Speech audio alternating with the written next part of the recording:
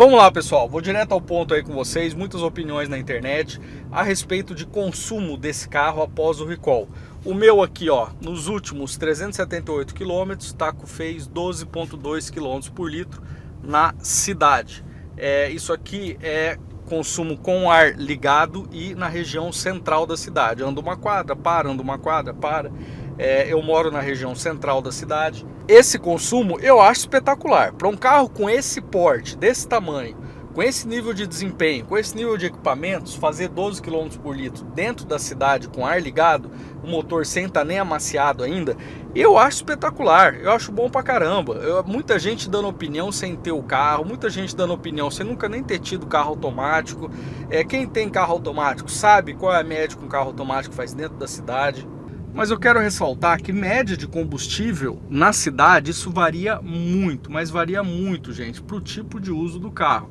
Eu já tive pessoas que vieram reclamar comigo que o carro estava bebendo uma pessoa TK, Ford Ka 1.0, que é renomadamente conhecido como um carro econômico, e a pessoa vem reclamar que o carro está beberrão, fazendo 6, 7 km por litro na cidade. Aí você vai ver o hábito da pessoa, o modo de uso da pessoa. A pessoa mora 2, 3 minutos de onde ela trabalha. Não sei se vocês sabem, o carro ele tem uma temperatura ideal para o potencial dele de economia de combustível e de desempenho. 90 graus Celsius, se eu não me engano. É quando o motor está ali no pico dele de te entregar a melhor performance e a melhor economia, o melhor aproveitamento do combustível. É óbvio que os carros hoje não precisam mais você esquentar o motor. Se você ficar ligando o carro antes de sair de casa para esquentar o motor, você vai gastar mais gasolina. Os carros não precisam mais esquentar o motor. E assim, para quem mora, para quem usa o carro, liga o carro, usa o carro 2, 3 minutos e já para, o carro vai ficar mais beberrão. Nesses 2, 3 minutos, um carro não atinge nem 50, 60 graus Celsius. Nesses motores de alumínio mais atuais, eles esquentam até mais rápido do que outros. Mas assim, o que eu quero dizer com isso existem diversos tipos de uso de um veículo, varia muito essa questão de consumo de combustível. Se você mora numa cidade com ladeira, se o carro depende do trânsito, depende do combustível que você coloca, depende dessa questão aí que eu acabei de informar, do carro, você não dá tempo nem do carro atingir uma temperatura ideal de funcionamento. Então esse negócio de consumo de combustível, pessoal, varia bastante. Mas em geral aqui, da minha experiência que eu tive com o carro antes do recall e após o recall, o consumo aqui está na mesma casa, na mesma média. O motor aqui não amaciou ainda, ó, 12,3 km por litro nos últimos 300 km rodados. Para mim tá excepcional, para mim tá excelente. Eu nunca tive um carro automático com esse nível de desempenho, com esse tamanho que esse carro tem, que fizesse essa média dentro da cidade. Aí sempre vai ter os caras, mas meu Civic é econômico mesmo. Cruze Turbo é econômico. Meu Cruze Turbo, meu Civic faz 14, faz 13 km por litro na cidade. Primeiro, tem que ver se essa opinião ainda está sendo emitida por um guri de 12 anos que está inventando o que está falando, porque ele é chubol do carro lá que o pai dele tem. Nada contra isso, paixão por carro é uma coisa normal. Mas outra questão a se considerar é se essa média aí, às vezes o cara mora, a casa dele fica no alto ribanceiro, para ir para o trabalho ele só engata a marcha e deixa o carro descer, nem pisa no acelerador. Aí depois ele falar que o carro dele faz 14 km por litro dentro da cidade. E essa questão de engatar a marcha e deixar descer, outro ponto aí para economizar combustível, pessoal, é você tirar o pé em qualquer oportunidade. O sinal tá vermelho ali na frente, você tira o pé do acelerador, deixa o carro ir no embalo dele. Não deixa o pé no acelerador. E não desengata o carro também, pessoal. Ó, quando o carro está engatado e você tira o pé do acelerador, ele usa a própria inércia do veículo para deixar o motor rodando, para deixar os pistões lá em funcionamento. Você está ali na economia máxima de combustível quando você tira o pé do acelerador, deixa o carro ir ali no embalo que ele está. Se você desengata o carro, o motor tem que usar um pouco mais de combustível para manter a rotação, para se manter ligado em um bom funcionamento. Então a melhor forma é o sinal está fechado ali na frente, você não tem por que você acelerar, tira o pé do acelerador, deixa o carro ir no embalo. O sinal abriu, só dá uma encostadinha no acelerador, só para ele pegar a velocidade ali do trânsito e deixa o carro. Então varia muito do pé também. E aí pode vir outras opiniões também. Mas meu Onix Plus na estrada fez só 12 km por litro, fez só 14 km por litro. Mas você foi a 170 km por hora, cara? Não existe carro que acima de 140 km por hora vai ser econômico. As médias começam a se equiparar acima de 140 km por hora. Porque a resistência do ar em cima do carro, para ele vencer a resistência do ar que está sendo gerado, começa a ficar muito grande.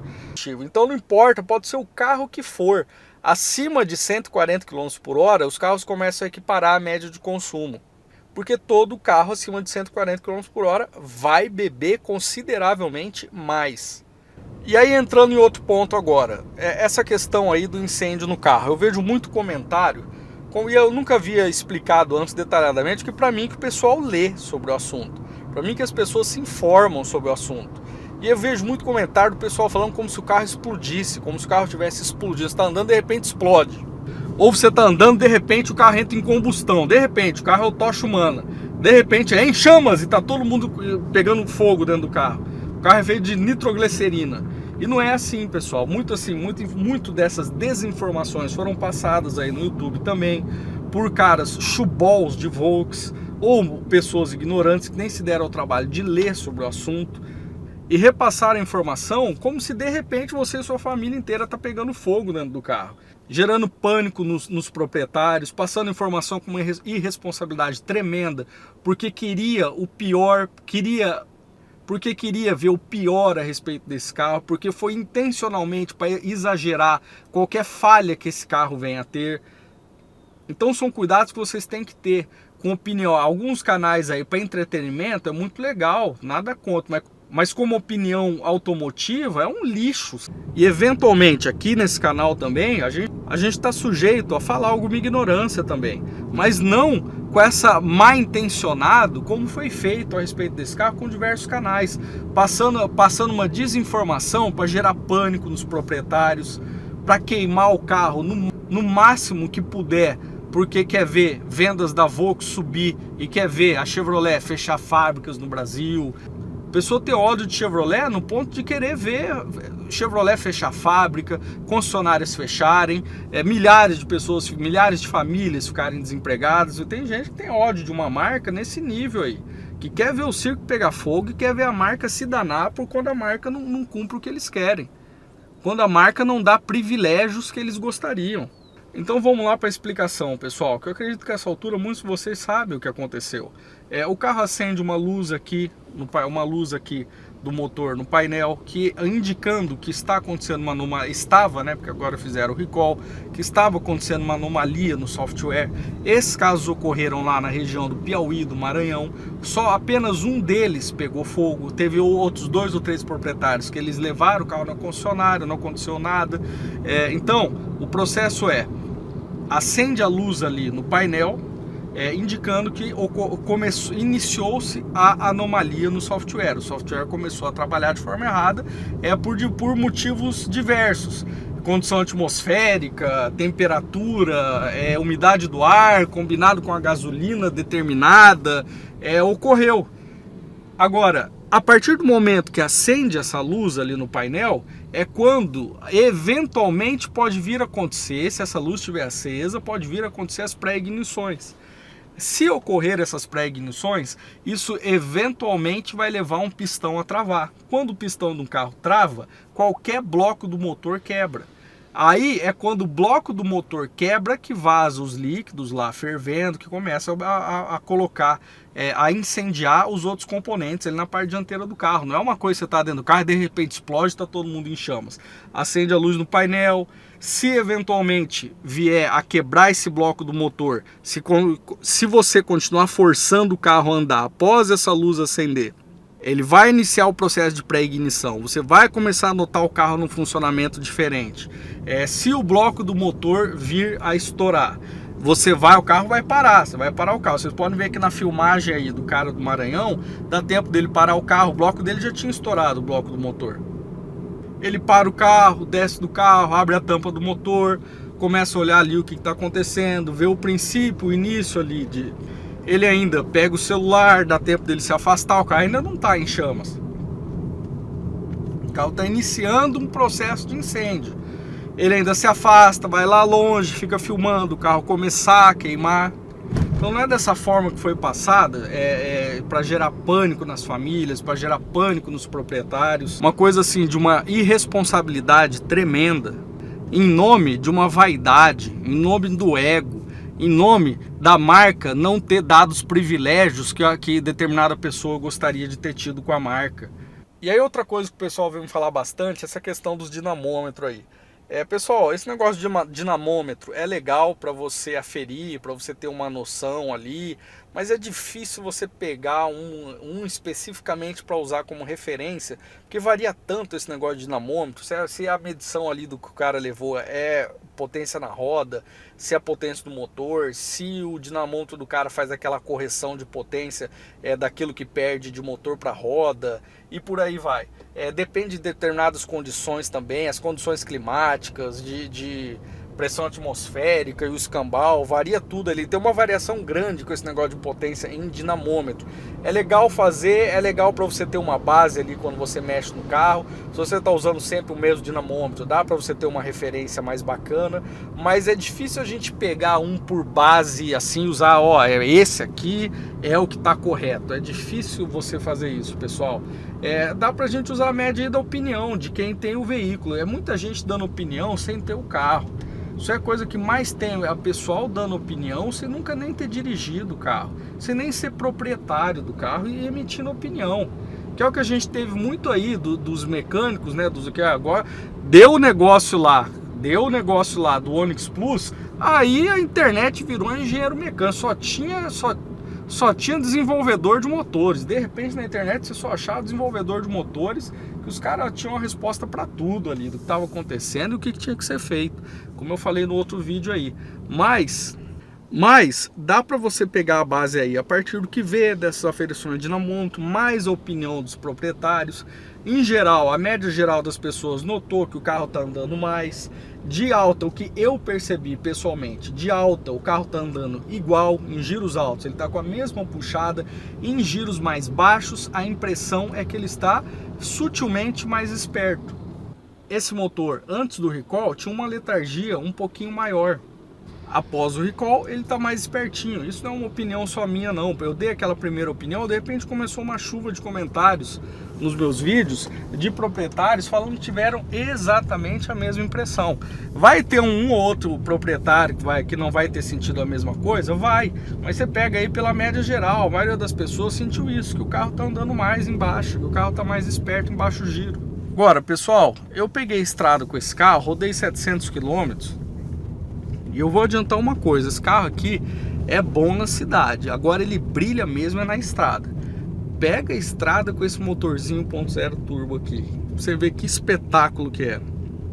E pessoal, me cobraram bastante ter feito a média de combustível desse último vídeo que eu postei da viagem, e eu não fiz. Foi uma viagem rápida, foi um bate-volta, não fui com prioridade de filmar. O que eu filmei foi aquilo que eu mostrei para vocês ali no vídeo.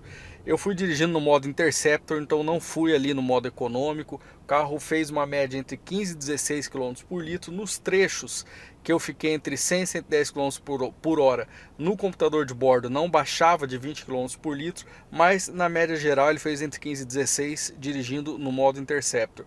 E eu achei excelente. Eu nunca tive um carro que indo na média de velocidade que eu fiz, indo na pegada que eu fui com o carro, eu nunca tive um carro que passasse de 14 km por litro. Em breve vou fazer uma outra viagem mais tranquila e vou mostrar certinho a média para vocês, dirigindo de um modo mais tranquilo, priorizando a economia de combustível, indo sempre no limite da via, entre 100 e 110, com pico de 120. E uma coisa que eu já adianto para vocês sobre o comportamento do carro. É impressionante, é espetacular como esse carro pega 150, 160 km por hora com facilidade. Num piscar de olhos, esse carro está 150, 160 km por hora. Vou mostrar em outro vídeo para vocês esses picos de retomada dele. É uma coisa que até você tem que tomar cuidado com esse carro na estrada, porque ele a 120 ou a 150 km por hora, o comportamento é o mesmo, de estabilidade, de barulho interno na cabine, de ruído na cabine.